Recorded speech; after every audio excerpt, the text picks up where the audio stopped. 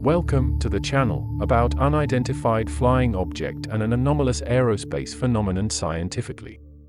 Why I created this channel, first of all, to introduce the English-speaking audience to my ideas and methods of work on the topic of unidentified flying objects and anomalous aerospace phenomenon, and also to find like-minded people and those who support my approach. It turned out like this. For decades, a situation has been observed that researchers from the English-speaking environment know little about the state of UFO research. For example, in Ukraine. Ukrainian researchers have been working in a Russian-speaking environment for decades.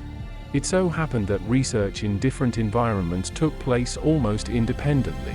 However, since 2014, the situation among Ukrainian researchers began to change. Most of them switched to the Ukrainian language, and from 2022 they thought about working with an English-speaking audience. In that, researchers from Ukraine still feel the language barrier. However, to understand each other comes artificial intelligence, for example, to translate and sound these videos. Among the Ukrainian developments that may be of interest to the English-speaking audience, the automation of the eyewitness identification process itself, as well as the consideration and measurement of the human factor, can be singled out. That is, a significant part of the work is performed by the computer. How does it work? First, we need to understand, what exactly are we researching? What experience do we have in research, and what is our experimental base? What are the facts and factors that will affect the analysis, and what are the conditions for conducting the experiment? How exactly is knowledge about the phenomenon accumulated, and how exactly is information processing performed?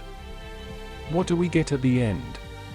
That is, in order to teach the computer to perform the examination after us, that is, to automate the process, we must teach the computer to take into account the amount and integrity of the primary information received, specify the parameters that will be considered factors of the abnormality of the object or phenomenon, and if there is no photo-video recording, then take into account and measure the human factor, including not only eyewitnesses, for individual and group verbal observations, but also the researcher himself who enters primary data into the computer program.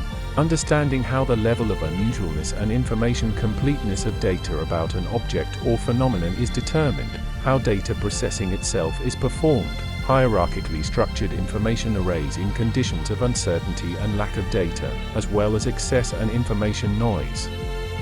However, this information should be presented in a clear and interesting way, with examples, and this is exactly what I will try to do in new videos on the channel. Leave comments, this will help promote the channel. Thank you all for your attention. Subscribe and press the bell. Well, we will be back soon with a new video.